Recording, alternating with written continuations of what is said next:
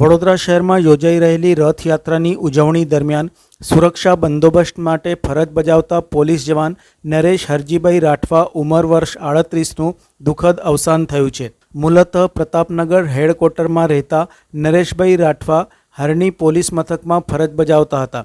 આજે બપોરના દરમિયાન રથયાત્રાના બંદોબસ્ત દરમિયાન તેમને અચાનક ગભરામણ અને ઉલટી થવા લાગી હતી। તાત્કાલિક સહકર્મીઓએ તેમને એસએચજી હોસ્પિટલ ખાતે ખસેડ્યા હતા, જ્યાં સારવાર દરમિયાન તેમનું અવસાન થયું હતું। પ્રાથમિક માહિતી મુજબ તેમનું અવસાન હૃદયઘાતના કારણે થયું હોવાની શક્યતા વ્યક્ત કરવામાં આવી રહી છે। ઘટના બાદ પોલીસ વિભાગમાં શોકનું મોજું ફરી વળ્યું છે। સહકર્મી પોલીસ અધિકારીઓ અને જવાનો તેમની અંતિમ મુલાકાત માટે એસએચજી હોસ્પિટલ આવી પહોંચ્યા હતા।